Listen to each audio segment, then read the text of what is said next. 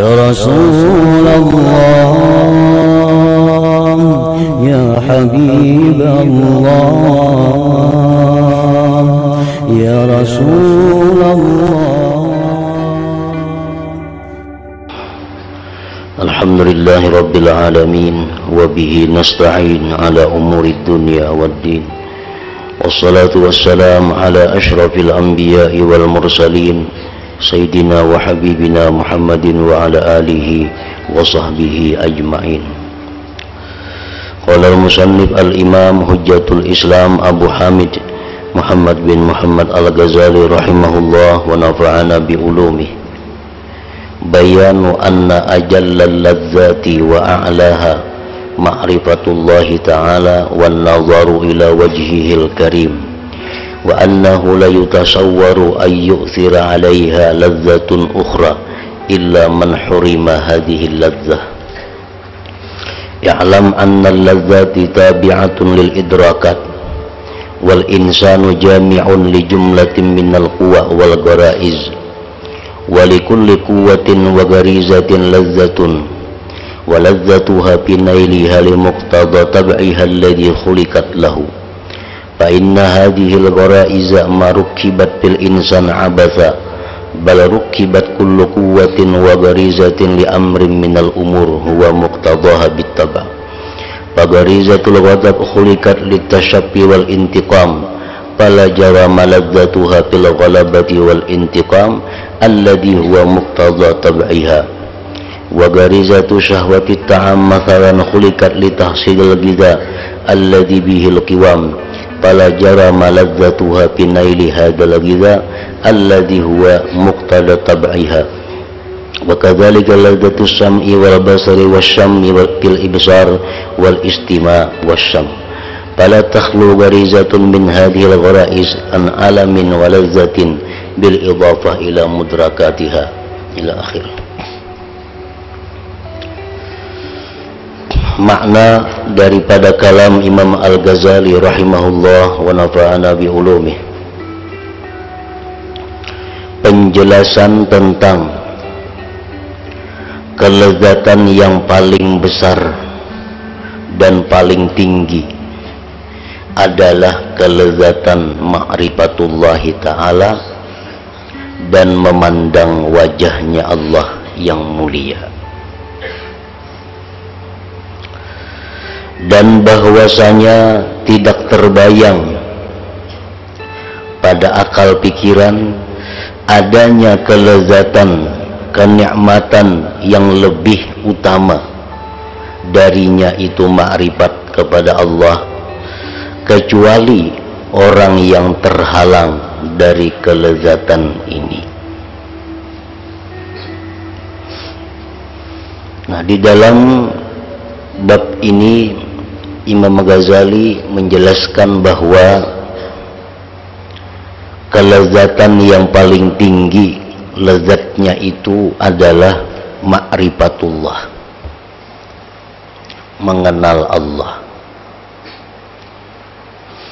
Nah, kemudian beliau akan menjelaskan kepada kita tentang jalannya, di mana ma'rifat kepada Allah itu dikatakan kelezatannya melebihi kelezatan apapun yang ada. Karena kita seringkali mendengar hadis Rasulullah Shallallahu Alaihi Wasallam bahwa memandang zat Allah itu adalah merupakan puncak daripada kenikmatan surga. Dan perkataan para ulama bahwa mengetahui, mengenali tentang Allah itu adalah kelezatan yang paling sempurna.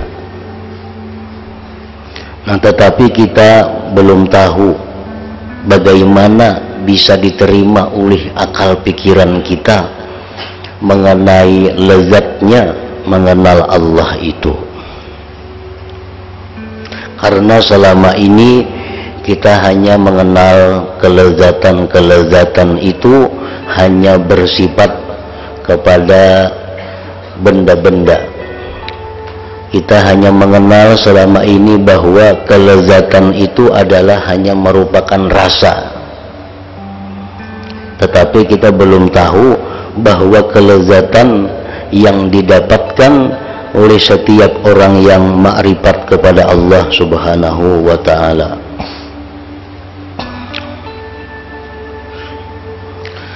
Ketahuilah bahwasanya kelezatan-kelezatan itu mengikuti perasaan.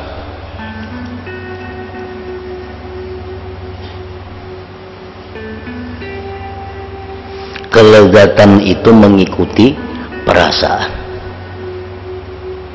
Jadi lezat itu adalah rasa. Dan manusia itu mengumpulkan, artinya terkumpul pada diri manusia beberapa jumlah kekuatan dan gharizah atau tabiat. Di dalam tubuh kita ini macam-macam takumpulan kekuatan, macam-macam takumpulan tabiat.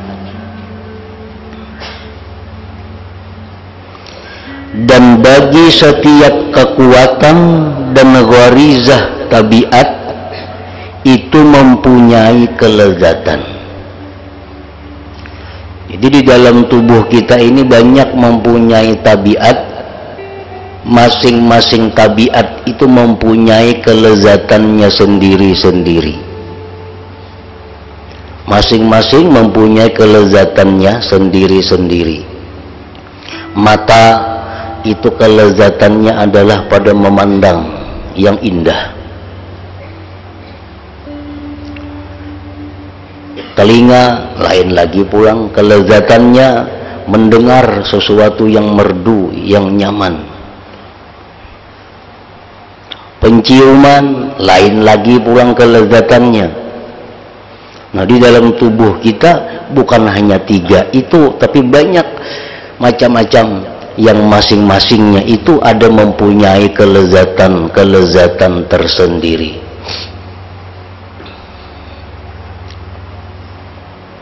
Kalau orang sedang lezatnya melihat sesuatu, kalau kita sedang nikmatnya melihat sesuatu, maka kita kada peduli dengan makanan dan minuman lezat yang dihidangkan di hadapan kita. Kalau kita sedang asik, sedang lezatnya mendengar sesuatu, kita kada peduli dengan kelezatan-kelezatan lain. Nah, karena saat itu tabiat, di antara tabiat-tabiat ada yang berfungsi merasakan satu kelezatan.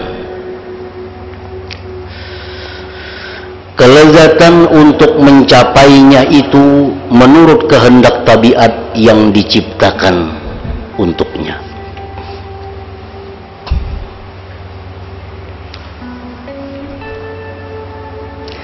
Maka sesungguhnya gharizah, tabiat ini tidaklah disusun pada manusia dengan sia-sia. Maha suci Allah daripada memperbuat yang sia-sia. Artinya tabiat-tabiat yang ada di dalam diri kita itu semuaan ada faidah. Akan tetapi disusunnya setiap kekuatan dan gharizah tabiat ini untuk sesuatu hal dari hal-hal yang dikehendaki menurut tabiat.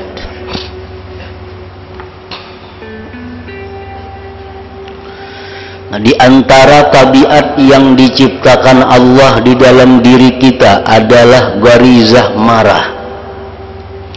Tabiat marah. Itu ada dalam diri kita. Nah, apa kelezatannya orang yang marah itu? Karena setiap tabiat menuntut kelezatan. Kalau kita sedang marah, apa yang paling lezat?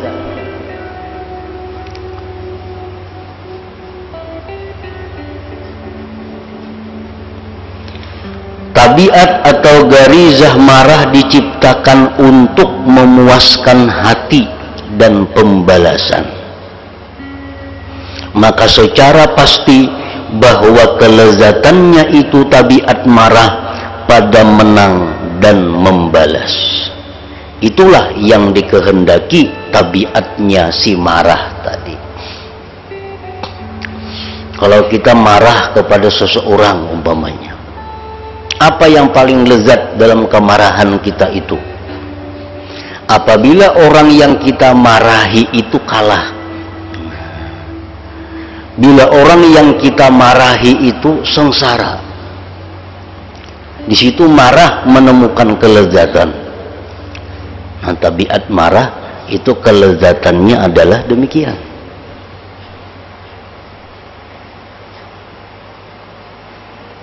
Dan orang yang sedang marah itu kelezatannya bukan pada makanan, suruhnya makan apa aja kada nyaman.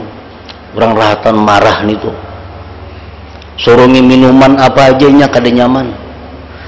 Tapi begitu orang yang dimarahinya itu kalah, lumpuh, nah itulah sudah kelezatan yang didapatnya. Itu kalau tabiat marah yang keluar, yang berfungsi daripada diri kita.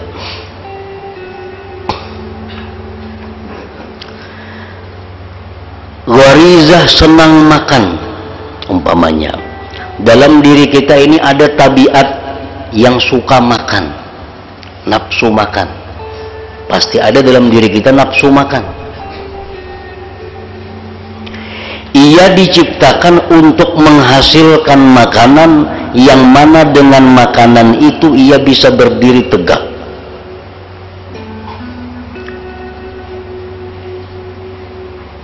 Tabiat nafsu makan yang ada pada diri kita ini itu diciptakan Allah agar kita ini mau mencari makanan. Kelezatannya adalah pada memperoleh makanan yang menjadi tuntutan tabiatnya. Nafsu makan kita hendak makan sesuatu, hendak makan sesuatu.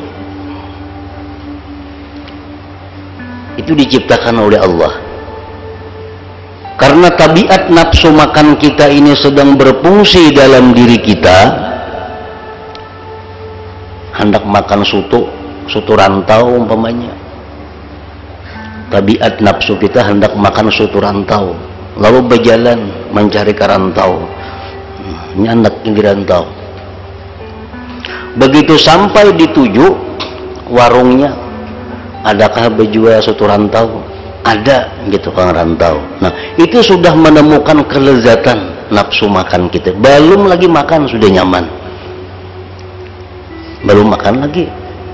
Itu kang warung ada lagi. Nah, sudah menemukan kelezatan tabiat nafsu makan yang ada pada diri kita ini.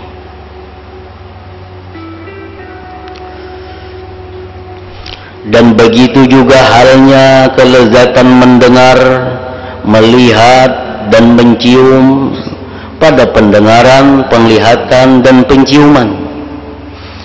Ia tidak lepas dari salah satu dari gharizah tabiat-tabiat itu, dari kepedihan dan kelezatan dengan ditambahkan kepada yang didapatkannya.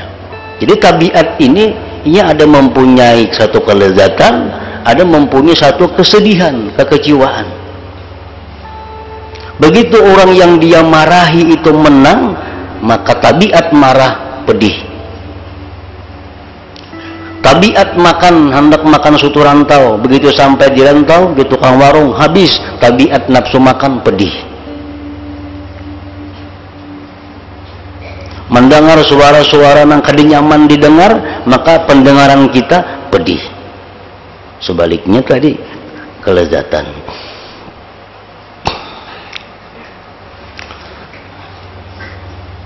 Nah, ini adalah masih permulaan untuk mencapai pemahaman bahwa ilmu itu paling lezat di antara kelezatan. Lalu Imam Ghazali mulai dari permulaan ini untuk memberikan pemahaman kepada kita. Maka seperti demikian pula bahwa dalam hati ada gharizah yang dinamakan An-Nurul Ilahi.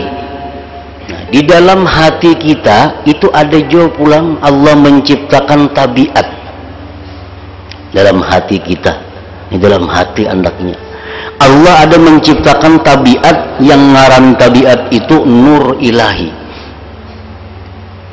Karena firman Allah Ta'ala, afaman syarahallahu sadrahu lil Islam fahuwa ala nurim min rabbih.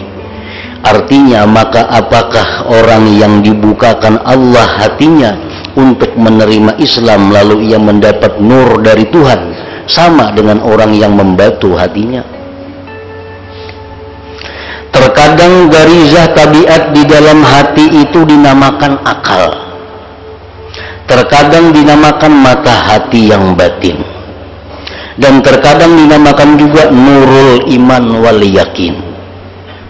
Macam-macam ngarannya, barangnya iya ditutupang, cuma ngarannya macam-macam tabiat yang ada dalam hati ini. Dan tidak ada arti, tidak ada guna kita menyibukkan diri dengan membahas nama-nama itu, karena bahwa istilah itu bermacam-macam, dan orang yang lemah ia menyangka bahwa perbedaan itu terjadi pada makna-makna. Karena sesungguhnya orang yang lemah itu ia mencari makna-makna dari lapas-lapas, dan itu adalah kebalikan dari yang wajib. Masalah ngarannya kita kada jadi masalah nangapa ngarannya. Pokoknya di dalam hati kita itu ada satu tabiat, boleh kita ambil ngarannya akal atau nur ilahi. Maka hati itu, hati kita ini berbeda dengan bagian-bagian badan yang lain, berbeda dengan sifat yang didapatkan oleh makna yang tidak bisa dikhayalkan dan tidak dapat dengan panca indera. Nah, sesuatu yang dalam hati kita ini itu kada bisa dijangkau oleh panca indera, mata, telinga, rasa.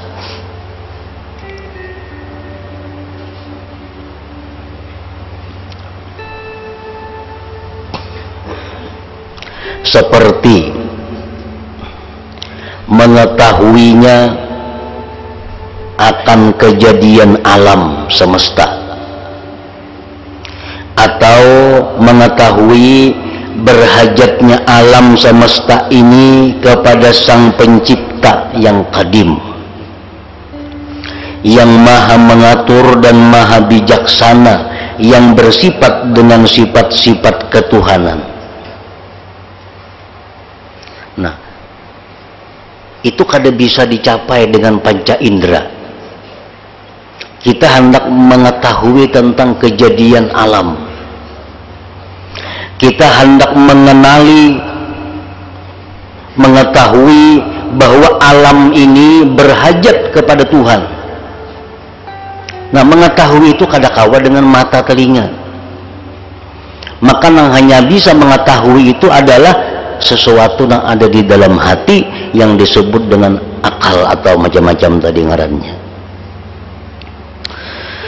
Dan marilah kita ujar Imam Ghazali namakan garizah itu akal. Kita ambil sebuting dari macam-macam ngaran tadi akal, dengan syarat bahwa tidak dipaham dari lapas akal itu akan sesuatu yang dengannya dapat diketahui cara-cara berdebat dan bertukar pikiran.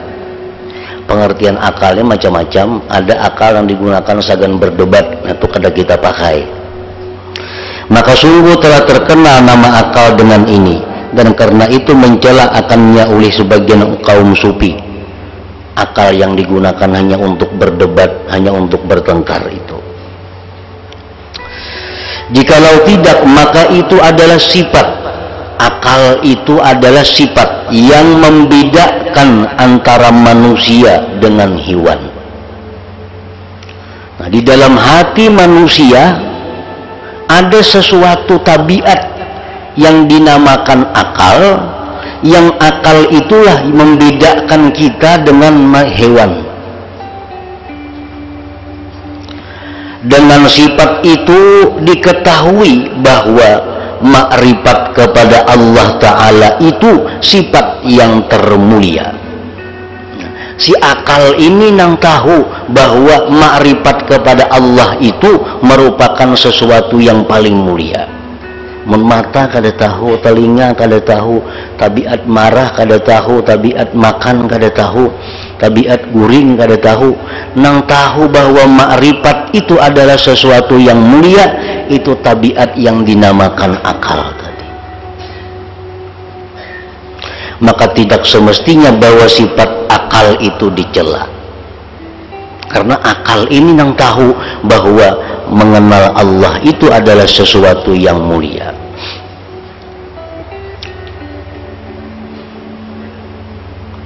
Dan gharizah itu diciptakan.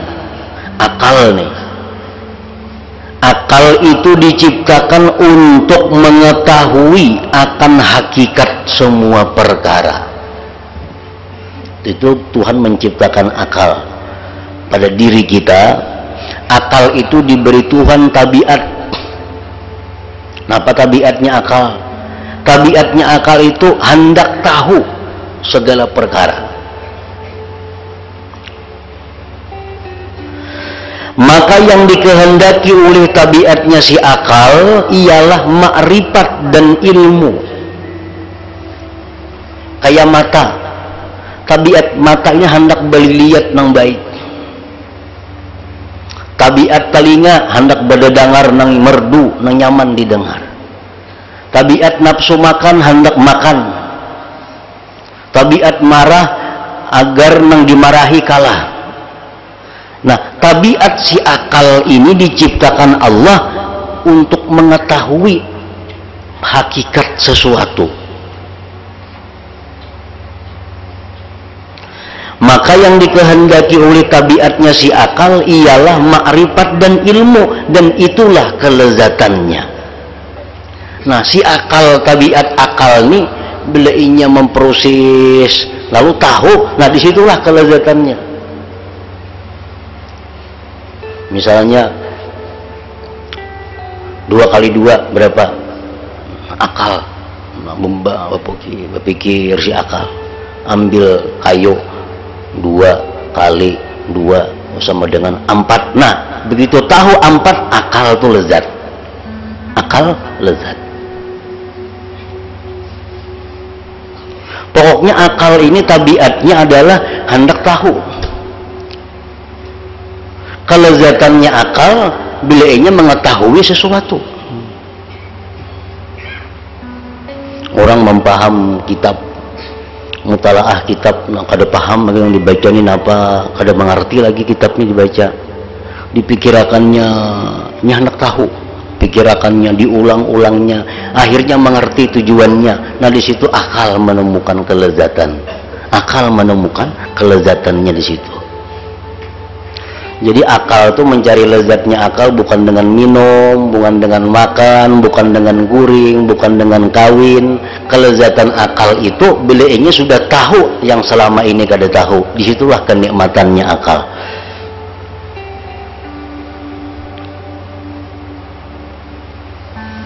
Kita tuh kada tahu berapa kan ini harganya. Akal kita kada nyaman tuh. Kita kada tahu berapa kan ini harganya. Begitu kita tahu juga nih harganya 1 juta, nah akal nyamannya tuh nyaman. Nah, nyaman pada diri kita tuh akal ngarannya bila mengetahui sesuatu nang kada tahu.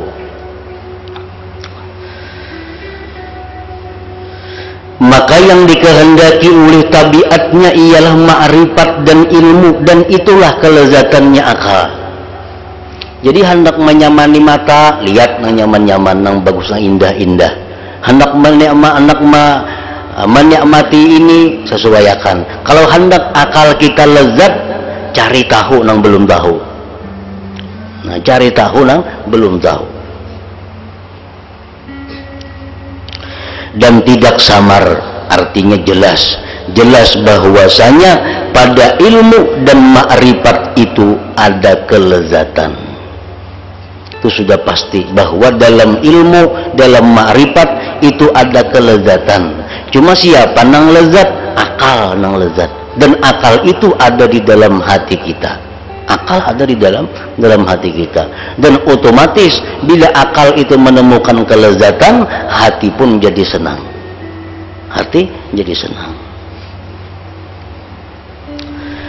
Sehingga sesungguhnya seseorang yang dinisbahkan dengan ilmu dan makrifat, meskipun pada sesuatu yang hina, niscaya ia bergembira.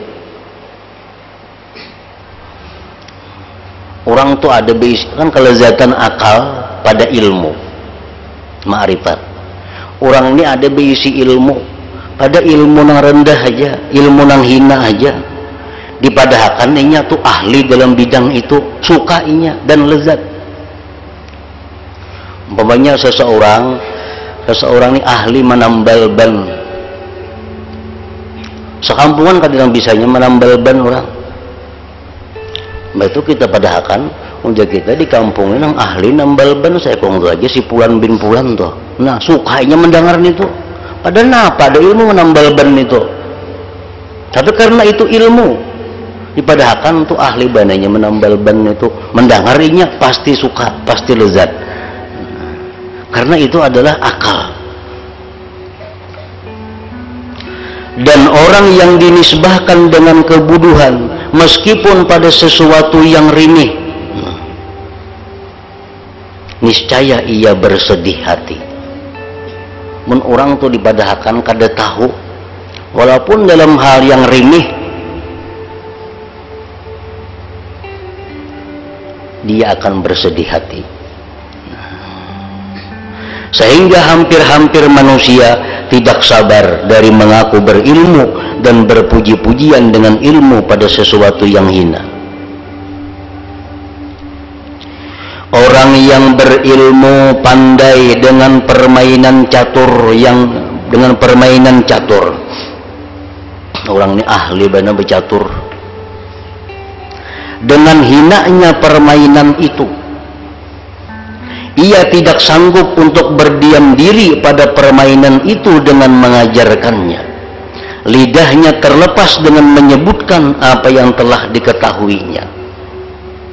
Orang ini ahli catur, melihat ada kekanakan bercatur berdua, nyani ahli melihat orang bercatur, nyani tahu telajok tuh mati itu kada bakawan, telajok tuh mati itu bakawan. Tak ucapakan nih muntungnya tuh telajok tuh kawani jadinya. Nah, itu kelezatannya di situnya. Bila kada tak ucapakannya kada nyaman, bila tak ucapakannya nyaman, karena inya tahu, karena inya punya ilmu dalam catur itu. Sama orang mengaji nahu umpamanya, orang mengaji nahu mendengar orang baca kitab, ada salah. Nah, ini paling kada nyaman tuh. Kalau orang tuh banahu, basarab, ada orang baca kitab salah, inya paling kada nyaman. Bila inya kau menagur, tuh salah jadinya nang bujur nang ini paling lezat didapatkannya. Maksudnya akalnya mendapat kelezatan. Karena akal tuh nang ditabiatkan untuk akal adalah urusan seperti itu. Semua itu karena berlebih-lebihannya kelezatan ilmu dan apa yang dirasakan dari kesempurnaan zatnya dengan ilmu itu. Karena sesungguhnya ilmu itu termasuk sifat ketuhanan yang paling khusus, dan sifat ini kesudahan kesempurnaan. Karena itulah tabiat manusia merasa puas apabila ia dipuji dengan cerdas dan banyak ilmu. Karena ketika ia mendengar pujian itu, ia merasakan kesempurnaan dirinya dan kesempurnaan ilmunya, lalu ia takjub dengan dirinya dan merasa lezat dengan yang demikian. Nah, jadi kita tahu bahwa di dalam hati kita ada tabiat, ngarannya akal atau bisa juga ngarannya nur ilahi, bisa juga tabiat itu ngarannya nurul iman wal yakin, bisa juga tabiat itu ngarannya adalah mata hati disebut. Nang kasukaannya itu, kelezatannya itu adalah mengetahui nang kada tahu, mengetahui nang kada tahu, itu kelezatannya di situ.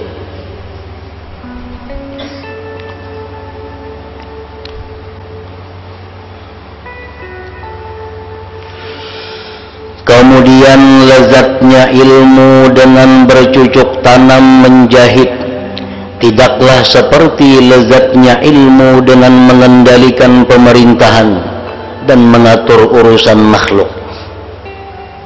Orang bertani, orang berjahit, itu ada ilmunya. Orang mengatur makhluk, mengatur pemerintahan, itu ada ilmunya. Ada ilmunya. Dan tidaklah sama antara kelezatan ilmu dengan nahu dan syair seperti lezatnya ilmu mengenai Allah Ta'ala, sifat-sifatnya dan malaikat-malaikatnya dan kerajaan langit dan bumi. Mengenali tentang pemerintahan itu ada ilmunya. Mengenali tentang pertanian itu ada ilmunya. Mengenali tentang ketuhanan ada ilmunya. Mengenali tentang pemerintahan ada ilmunya. Nah, si akal ini dalam mengenali ilmu itu lain-lain kelezatannya. Lain-lain, macam kita makan juga, iwak, daging, tempe, tahu, lain-lain kelezatannya. Si akal ini dia mengenal ilmu pertanian nyaman, lezat. Kedulunya kada tahu. Begitu ia mengenal ilmu tentang pemerintahan, akal lebih lezat lagi. Begitu si akal ini mengenal tentang ilmu ketuhanan, lebih lezat lagi. Macam liur kita, makan timpi nyaman. Makan timpi yang bercacapan makin nyaman lagi. Makan daging ini makin nyaman lagi. Nah, itu akal pun demikian.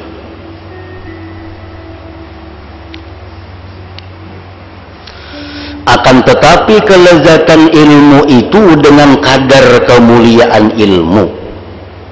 Lezatnya satu ilmu itu bagi akal menurut kadar kemuliaan ilmu.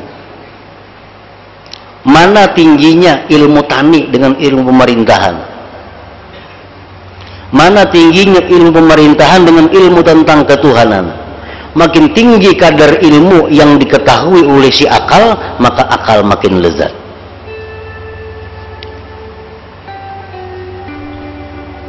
Dan kemuliaan ilmu itu sekedar menurut kemuliaan yang diketahui. Sehingga orang yang mengetahui akan hal ihwal batin manusia dan memberitahukan dengan hal ihwal itu, ia akan merasakan kelezatan. Kita ini tahu isi hati orang itu, umpamanya kita tahu tentang isi hati orang. Dulu kada tahu, tentu kita merasa kelezatan. Ini di wadah kita ini, di hadapan kita ada petani, ada camat, ada menteri, ada raja. Kita tahu isi hati petani, senang kita, pasti lezat karena tahu isi hati si petani itu. Kemudian pulang kita tahu isi hati bupati, tahu isi hati bupati lebih lezat lagi daripada tahu isi hati petani. Paling pupuk hati petani apa ada diurusnya, jangkul. Kalau hati bupati macam-macam dah. Nah, kita tahu isi hati bupati lebih lezat lagi. Kita tahu pulang isi hati menteri lebih lezat lagi. Kita tahu isi hati raja lebih nikmat lagi. Nah, tergantung yang diketahui ini siapa. Nah, kalau kita tahu, kita ma'rifat tentang bagaimana fi'il Allah, sifat Allah, tentu lebih lezat, lebih nikmat lagi. Karena Allah yang maha mulia di antara yang mulia. Nah, di situ jalannya bahwa mengenal Allah itu paling lezat daripada segala kelezatan. Di situ jalannya.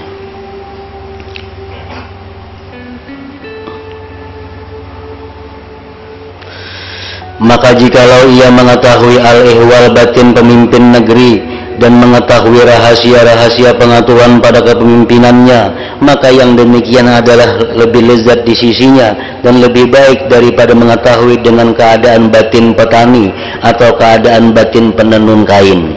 Jikalau ia dapat mengetahui rahasia-rahasia menteri dan pengaturannya, dan ia mengetahui apa yang menjadi maksud tujuannya pada masalah kementerian, maka itu lebih lezat baginya dan lebih diinginkan daripada pengetahuannya dengan rahasia-rahasia pemimpin negeri.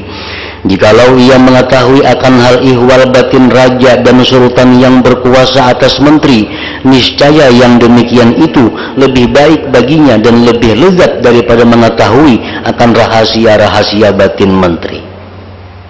Dan adalah pujian untuknya dengan pengetahuannya itu dan keinginannya atas yang demikian dan pembahasan daripadanya lebih kuat, dan keinginannya atas yang demikian itu lebih baik, karena kelezatan pada yang demikian itu lebih besar.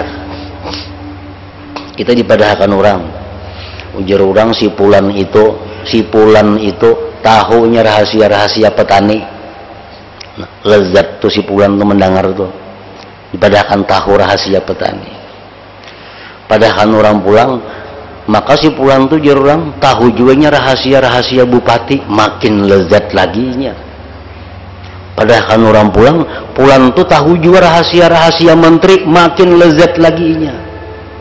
Padahal orang pulang tuh tahunya rahasia-rahasia presiden, makin lezat lagi. Mbah itu pulang jadinya si pulang itu tahu tentang rahasia-rahasia ketuhanan, nah, makin lezat lagi. Nah, jadi disitulah artinya mengenal Allah paling lezat sesuatu. Nah, jangan disamakan lezatnya makan daging, makan sate, lain itu. Karena lain tabiatnya. Dengan ini jelas bahwa makrifat yang paling lezat adalah yang paling mulia daripadanya. Itu makrifat yang paling lezat. Makin mulia yang diketahui, makin lezat. Kadar kemuliaannya menurut kadar kemuliaan ilmu yang telah diketahuinya. Jikalau dalam ilmu yang diketahui itu ada yang lebih agung, lebih sempurna, lebih mulia dan lebih besar, maka mengetahuinya itu sudah pasti menjadi ilmu yang paling lezat, paling mulia dan paling baik. Dan kiranya saya dapat mengetahui, ujar Imam Ghazali, adakah pada alam yang wujud ini sesuatu yang lebih agung, lebih tinggi, lebih mulia, lebih sempurna dan lebih besar daripada pencipta segala sesuatu seluruhnya, dan yang menyempurnakannya, yang menghiasinya, yang mengadakannya, yang mengembalikannya, pengaturnya dan penyusunnya, kadada selain daripada Allah. Dan adakah tergambar apa yang ada pada keharibaan raja dan kesempurnaan, ketampanan, kebagusan dan keagungan yang melebihi keagungan dan hadrat ketuhanan, yang tidak bisa meliputi dengan dasar-dasar kebesaran dan keajaiban hal ihwalnya oleh penyipatan orang-orang yang menyifatkan. Bagaimana hebatnya, indahnya kerajaan dunia masih bisa dijelaskan dengan lisan kita. Tapi kalau bagaimana indahnya, hebatnya hadratullah, itu kada akan bisa disifatkan, dijelaskan oleh siapa jua pun selain Allah. Nah, maka jikalau kamu tidak ragu-ragu lagi pada yang demikian, maka tidak semestinya kamu ragu-ragu untuk mengetahui pada rahasia-rahasia ketuhanan dan mengetahui tentang teraturnya urusan-urusan ketuhanan yang meliputi dengan setiap yang mawujud. Kalau sudah tahu kita bahwa kelezatan yang paling lezat itu adalah ilmu tentang Allah, kelezatan yang paling tinggi adalah tentang ma'rifatullah, maka hendaknya kita berusaha untuk mengetahui yang demikian itu.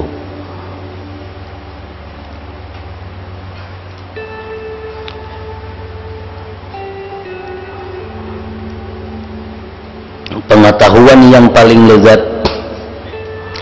paling baik, paling dirindukan, dan pengetahuan yang paling patut bagi apa yang dirasakan oleh diri ketika menyipati akan kesempurnaan dan keelokan dan yang paling patut bagi apa yang menjadi besarnya kegembiraan, kesenangan dan kebahagiaan. Paling besar kebahagiaan kita, paling besar kesenangan kita kalau kita dikatakan makrifat dengan Allah Subhanahu wa ta'ala itu. Nah, dengan ini maka jelaslah,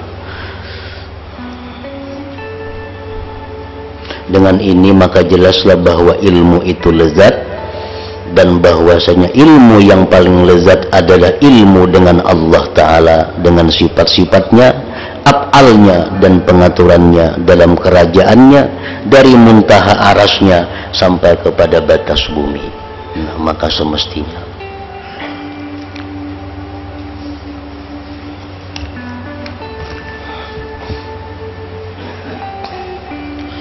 afdhalu dzikri fa'lam annahu la ilaha illallah Muhammadur Rasulullah, la ilaha illallah Muhammadur Rasulullah, la ilaha illallah Muhammadur Rasulullah, la ilaha illallah, la ilaha illallah, la ilaha illallah, la ilaha illallah, la ilaha illallah. Allahu Allah, Allahu Allah, Allahu Allah, Allahu Allah, Allahu Allah, Allahu Allah, Allahu Allah, Allahu Allah, Allahu Allah, Allahu Allah, Allahu Allah, la ilaha illallah Muhammadur Rasulullah, la ilaha illallah Muhammadur Rasulullah, la ilaha illallah Muhammadur Rasulullah, la ilaha illallah. Al-Fatihah.